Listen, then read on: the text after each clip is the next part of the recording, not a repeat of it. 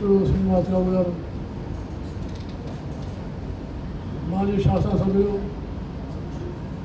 అనిల్ కుమార్ గారు, అలాగే బీసీ నాయకుడు శ్రీశైలం యాదవ్ గారు, మిగతా వేదిక నాయకులైనటువంటి బీసీ నాయకులారా, సోదర సోదరిమణులారా, చాలా సంతోషం. ఎందుకంటే శ్రీనివాస్ గౌడ్ గారు జాతీయ స్థాయిలో అన్ని రాష్ట్రాలు తిరిగి అన్ని రాష్ట్రాల్లో జాతీయ సదస్సు ఏర్పాటు చేయడం చాలా సంతోషమైన విషయం. నేను వారిని మనసారా అభినందిస్తా ఉన్నాను. ఎందుకంటే బీసీల కోసము శ్రద్ధతోటి మన సమస్యలు రాష్ట్ర స్థాయిలో కాకుండా జాతీయ స్థాయిలో తీసుకురావాల్సిన అవసరం ఎంతైనా ఉంది. రాష్ట్ర స్థాయిలో అనేకమైన ఉద్యమాలు జరుగుతున్నాయి,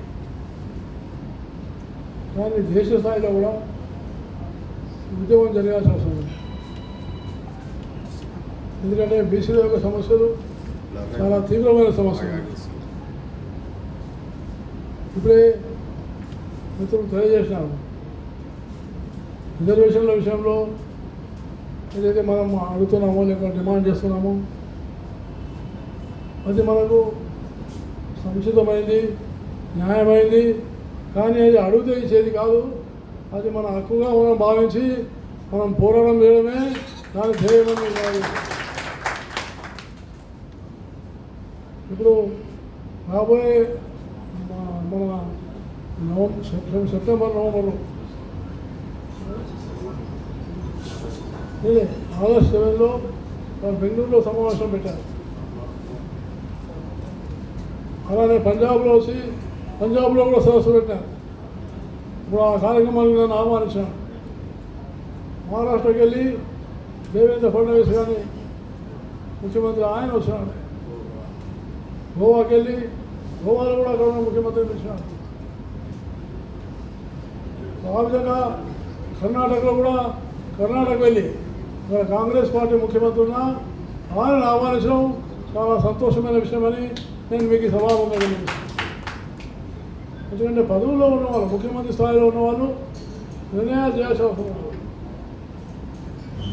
అందువల్ల ఈ యొక్క జాతీయ స్థాయిలో ఉద్యమాలు చేయడం ఆయన చెప్పిన 3-4 అంశాలు చాలా ముఖ్యమైనవి. ఒకటి, రిజర్వేషన్ల విషయంలో రిజర్వేషన్లు ఎత్తివేయాలని కుట్ర జరుగుతున్నది అని చెప్పేసి శ్రీనివాస్ గౌడ్ గారు చెప్పారు. నేను మీ అందరికీ తెలియజేస్తున్నా, సమాజంలో అసమానత ఉన్నంత వరకు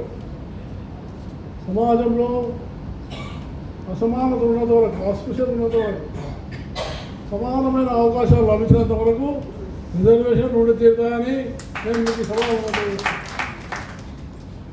అందులో రిజర్వేషన్ల విషయంలో మనం ఎంత శాతం రిజర్వేషన్, ఉదాహరణగా ఇప్పుడు బీసీలకు చాలా ముఖ్యమైనది రాజకీయ రిజర్వేషన్. రాజకీయ రిజర్వేషన్ విషయంలో జాతీయ పార్టీలో ఒక ఆలోచన రావాల్సి వస్తుంది. అందుకనే ఈ ఉద్యమం జాతీయ స్థాయిలో చేయాలి. జాతీయ స్థాయిలో ఎంత ఉద్యమం తీవ్రతరమైతే జాతీయ పార్టీలు ఆలోచించాలి. జాతీయ పార్టీలు ఆలోచిస్తేప్పుడు తప్పకుండా నాకు విశ్వాసం ఉంది. ఎందుకంటే మారుతున్నటువంటి పరిస్థితుల్లో అందరూ కూడా బీసీలకు న్యాయం చేయాలని అందరూ కూడా మనసారా కోరుకుంటారు.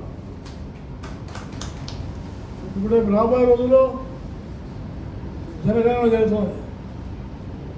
ఆ జనగణనలో కులగణన కూడా జరుగుతుంది. మొట్టమొదటిసారి స్వతంత్రం వచ్చిన తర్వాత మొట్టమొదటిసారి దేశంలో కులాల వారీగా జనగణన చేయడము చాలా సంతోషమైన విషయము. నేను ప్రధానమంత్రి నరేంద్ర మోడీ గారిని హృదయపూర్వకంగా అభినందిస్తా ఉన్నాను.